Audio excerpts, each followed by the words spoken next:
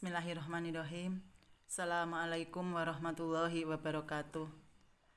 Selamat pagi anak-anakku semua. Alhamdulillah hari ini kita diperkenalkan di acara MPLS SMA Negeri 2 Boyolali.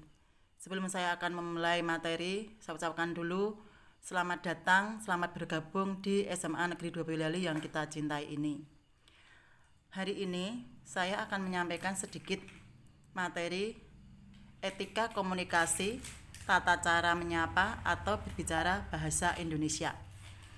Seperti dalam pepatah, tidak kenal maka tidak sayang. Maka akan saya perkenalkan dulu diri saya sendiri.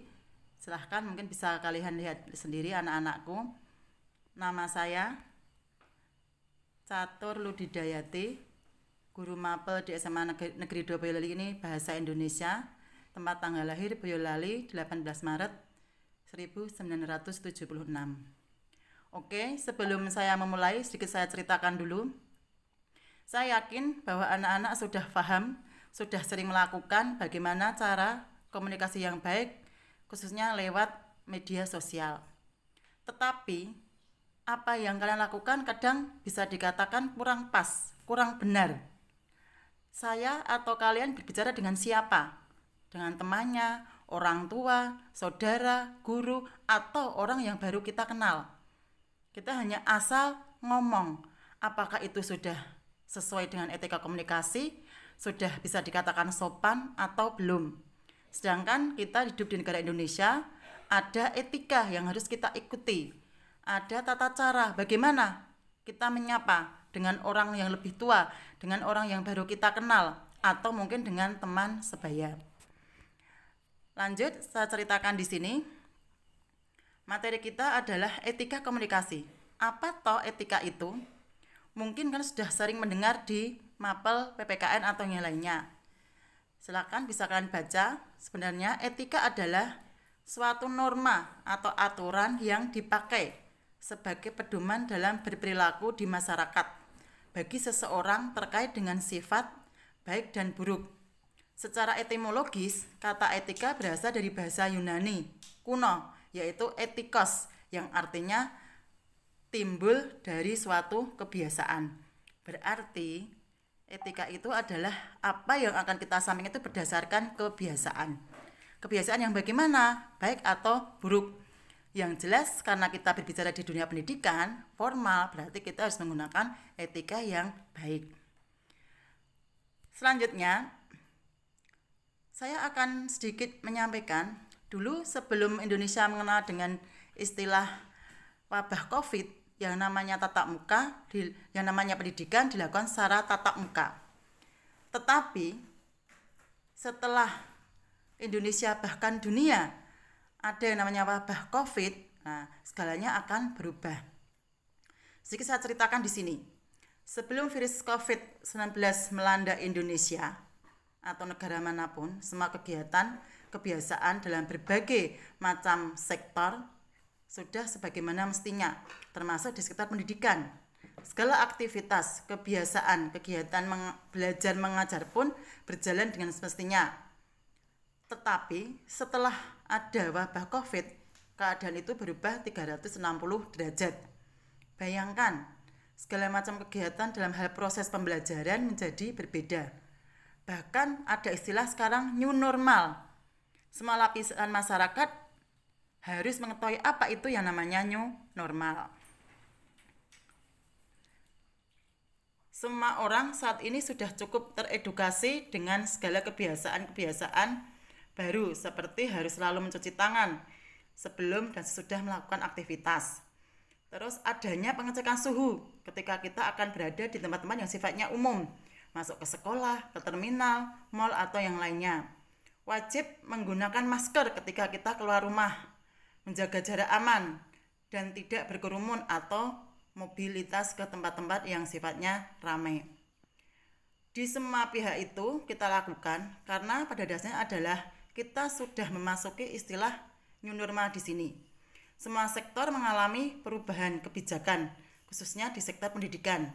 Semua pelajar di seluruh penjuru tanah air, terutama di wilayah yang termasuk zona merah, tidak bisa pendidikan dengan menggunakan tatap muka, tapi harus dengan daring. Bahkan pemerintah sudah menghapuskan yang namanya ujian nasional, karena mengingat kalau harus berangkat ke sekolah itu nanti akan menambah penyebaran COVID di Indonesia. Nah, sekarang kita sudah ada istilah yang namanya belajar secara daring atau disingkat dengan istilah BDR. Dinamika proses BDR atau belajar daring rumah ini memunculkan banyak spekulasi dan keluhan, baik itu dari sudut pandang orang tua, murid, tenaga, pengajar, peserta didik, bahkan Menteri Pendidikan itu sendiri. Keterbatasan pengetahuan orang tua, terhambatnya jaringan internet terutama di daerah yang terpencil, terpelosok, ketidakmampuan membeli kuota, bahkan ada yang tidak memiliki telepon seluler menjadi hambatan tersendiri yang menjadi penyebab besar pemerintah dalam proses BDR di masa pandemi ini. Perbedaan yang paling signifikan adalah guru tidak lagi menjadi orang tua kedua bagi siswa di sekolah karena pembelajaran dilakukan di rumah, tidak secara tatap muka. Sehingga rumah itulah adalah tempat kita belajar 80% yang dilakukan oleh orang tua sebagai pendamping di rumah. Tetapi bukan berarti guru kehilangan perannya. Hendaknya kita sebagai orang tua tetap harus membimbing dan mengajarkan anak-anak kita untuk selalu menghormati guru. Setidaknya bagaimana kita memberikan kalimat-kalimat yang sopan, yang baik dan beretika ketika kita di dalam proses belajar daring ini. Etika yang harus diperhatikan kepada anak adalah dalam hal berkomunikasi dengan guru, entah itu lewat daring, via sosial, media seperti WhatsApp, grup, Skype, Zoom meeting, dan sosial media lainnya. Kita harus tetap mengajarkan kepada anak-anak kita tentang bagaimana beretika kepada guru, terutama dalam hal berkomunikasi secara daring. Bagaimana etika yang baik yang harus kita lakukan ketika kita mau memberikan cat terhadap guru? Langkah-langkah yang harus kita lakukan adalah jika mau bertanya atau menyapa, hendaklah mengucapkan salam terlebih dahulu. Pilihlah kata-kata yang baik dalam mengucapkan salam. Misalnya dengan Assalamualaikum, salam sejahtera, selamat pagi, dan sebagainya. Jangan lupa setelah nanti kita memberikan salam, di akhir pembicaraan kita juga wajib menutupnya diakhiri dengan salam. Ini harus kita lakukan karena apa? Di negara kita sudah membiasakan. Kalau kita bertemu secara langsung pun kita harus mengucapkan salam, apalagi hanya menggunakan media sosial. Berikutnya, silahkan kalian memperkenalkan identitas, mulai dari nama, kelas, dan kepentingan apa yang Anda perlukan ketika kalian chat dengan guru. Mengapa? Karena guru tidak mungkin menghafal satu persatu nomor dari siswa. Sehingga akan lebih baik kalau Anda memulainya dengan memperkenalkan diri. Misalnya, nama saya adalah, kelas, dan nomor absen. Ini digunakan guru agar lebih mudah. Oh iya, ini berarti dari kelas mana, atas nama siapa, dan sebagainya. Karena apa? Karena kalau kalian tidak menuliskan absen, guru akan bingung. Loh, ini siapa? Dari kelas mana? Lah, kadang guru tidak mudah menghafalkan sekian nomor siswa yang ada di HP guru. Jadi, langkah yang kedua adalah setelah kalian memberikan salam, silahkan tuliskan identitas Anda, baru kepentingan yang kalian sampaikan. Berikutnya, sebelum kalian menyampaikan maksud secara lebih singkat, mulailah mungkin dengan kata-kata yang bisa dikatakan sopan, yaitu mulai dengan kata maaf, tolong, terima kasih, atau bisa dikatakan kata-kata yang dianggap kita itu meminta untuk menghubungi guru tersebut disesuaikan dengan konteksnya. Sebelum memulai menyampaikan maksud Anda menghubungi guru, gunakan salah satu kata-kata di atas. Kata-kata itu harus sesuai dengan konteks kalimat yang kalian tulis. Boleh dengan menggunakan kata tolong, maaf, terima kasih, atau yang lainnya. Ini merupakan salah satu bentuk penghargaan kalian terhadap lawan bicara. Berikutnya, gunakanlah bahasa yang mudah dipahami dan sopan. baik dalam tulisan maupun intonasi apabila kita menggunakan lewat suara atau telepon. Saat menyampaikan maksud kalian menghubungi guru, gunakan kalimat yang singkat, langsung pada maksud tujuan yang kalian inginkan. Jangan menggunakan kalimat yang bertele-tele. Sampaikan dengan bahasa Indonesia yang baik dan benar. Dan gunakan kata-kata sapaan yang sesuai. Bapak, Ibu, Saudara, Anda, kalian, dan sebagainya. Itu sesuaikan dengan konteks lawan bicara. Jangan hanya menggunakan bahasa yang prokem, karena sifatnya di sini adalah formal. Kita di lingkup dunia pendidikan. Selanjutnya, jangan lupa kalian memperhatikan waktu ketika menghubungi guru. Jangan hanya asal saya WA, karena ini penting bagi saya. Tapi ingat, guru itu juga perlu istirahat.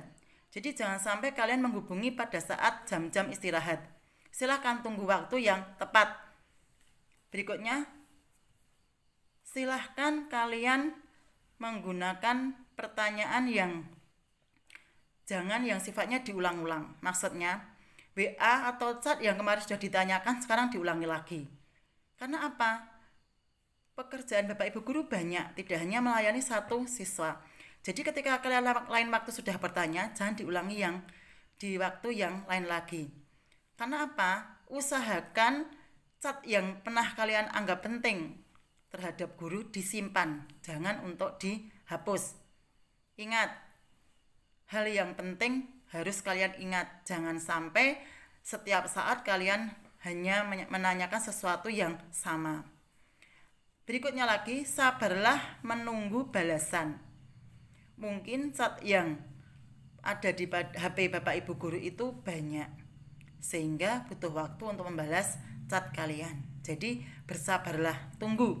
Jangan tergesa-gesa untuk miss call, biar segera untuk dijawab.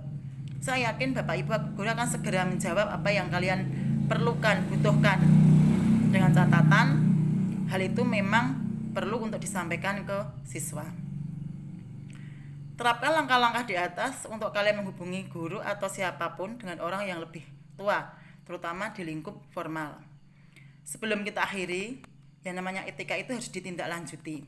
Jadi silahkan apa yang sudah kalian terima hari ini ditindaklanjuti, dilaksanakan di kehidupan sehari-hari, terutama di lingkungan pendidikan atau lingkungan yang sifatnya formalitas. Terima kasih. Kalau ada kesalahan maafkan. Assalamualaikum warahmatullahi wabarakatuh.